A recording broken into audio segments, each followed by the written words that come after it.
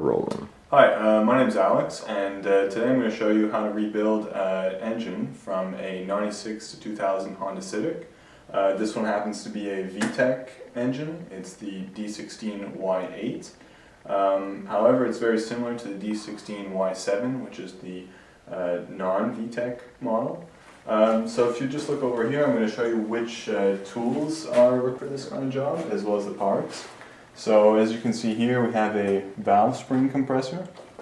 This we'll need when we change the valve seals. We have our regular bits, ratchets, wrenches, long nose pliers, cutters, a pry bar, torque wrenches, one for low range, one for high range. We have a precision straight edge, which will allow us to measure the cylinder head for warpage, as well as the block. That's about it for the tools. You don't really need any kind of too many special tools anyway. As for the parts, we've ordered a complete engine rebuild kit. So that comes with all the gaskets, oil pan, exhaust, head gasket, intake, manifold gasket, a new timing belt that we're going to put on, some crank bearings, thrust washers, piston rings, and all the rest of the seals. Alright, so we're ready to get started. The first thing we're going to remove, just to get rid of some of the clutter over here, is the power steering bracket and the exhaust manifold cover and the exhaust manifold itself. So the first thing that we're going to do to remove the power steering bracket is remove these three bolts. There's one here, and one down there. So I'll just remove these.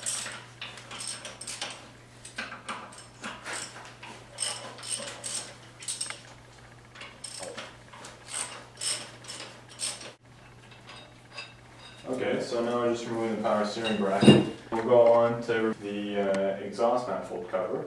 Now often, as here, these bolts are rusted, so usually they're 12, but when they're rusted down, we have to try and hammer on an 11 size socket or smaller so that they come off. So we'll just tap on size 11 right now. There we go. And then just hit this with a ratchet. So now that we got those rusty bolts off, we'll just remove the cover to reveal the exhaust manifold. Now the exhaust manifold is held on by not only all these 12mm bolts here, but there's also a size 14mm bolt down here that you have to remove as well.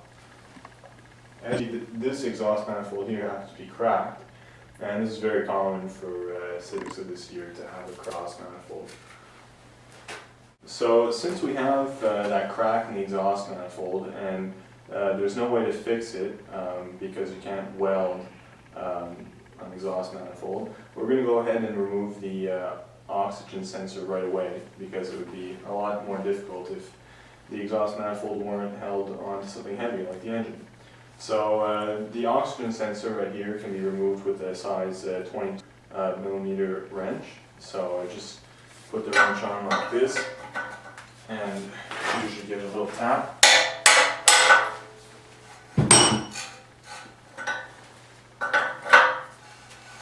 So now that we've got the oxygen off, we're going to go ahead and start removing the bolts that hold the exhaust manifold to the cylinder head. So to do this, you start by the outside and you work your way back and forth until you get to the center. Now the same thing that we did for the cover applies to these bolts here. Often, most of the time, at least one or two bolts out of the 12 that there are here, most of the time at least one of them will be so rusted that the 12mm will slip. Now the trick is you don't want to put it on here and then have your socket strip the bolt, because it'll be extremely hard to remove. You have to grind it off or something like that. So the first sign of any kind of slippage, you want to take it off right away. Don't even try to take it off with the 12. Remove your socket right away, put a size 11 on and tap it in with a hammer, and then try to take it off. You'll save yourself really a lot of time doing it that way, and I highly recommend it. So just like I was saying before, already one of the bolts started to strip a little bit. It's this one right here. So like I said, I'm going to grab the 11mm socket, put it on there. It won't fit by itself, so just get in with the hammer. Grab it with the ratchet and carefully push. There we go.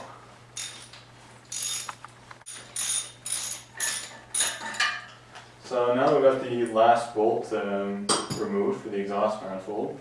We'll just go ahead and just pull it off like that.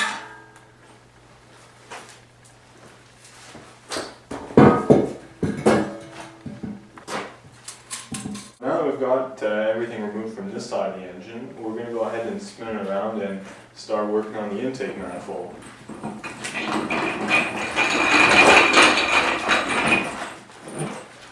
As I said, the first step is to remove the intake manifold. The intake manifold is held on by 7 bolts right here, 4 of them on the top, and there's 3 of them underneath. So these are 12mm. The easiest way to get them is with a 1/4" ratchet with a 12mm socket. We got the bolts removed from the top of the intake manifold, and the nice thing about an engine stand is you can just easily swivel it over. So we're just going to spin this to get to the bolts on the bottom of the intake manifold. We'll just do that like this. Once I flipped the engine over, I realized that it would be much easier to show you this if we remove the alternator first. Now, this alternator is no more good because it's seized. The pulley won't turn at all anymore.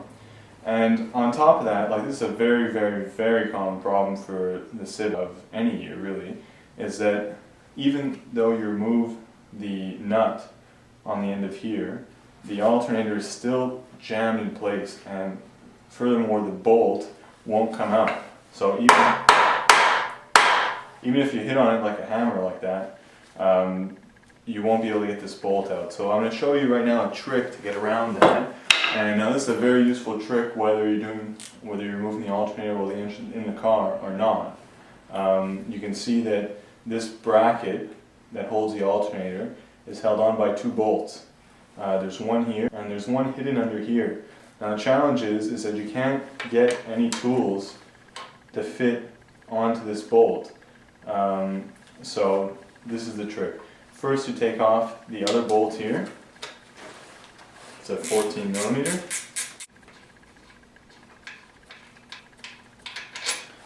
Now we've got that off, we can try and swivel the entire alternator counterclockwise to get the other bolt to unthread. So I'm just going to hit it with a hammer to make it a little bit easier to start.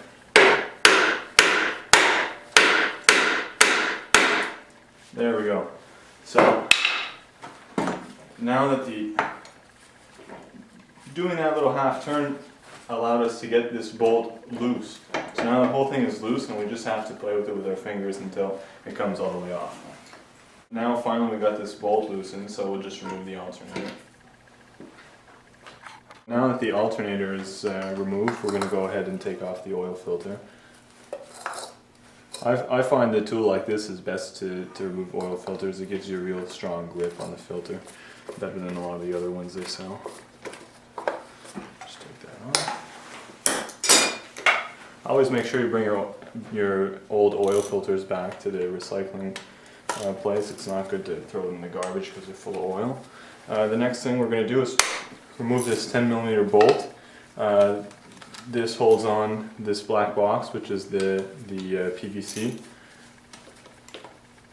which is called positive crankcase ventilation. It has to do with air pressure in the crankcase. There's also one more bolt that holds this box on, and it's very hard to see, especially from where you are, but it's right in there. Pull back here, just wiggle back and forth.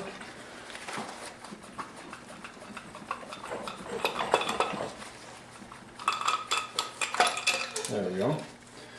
Take this box off, just pull this little valve out.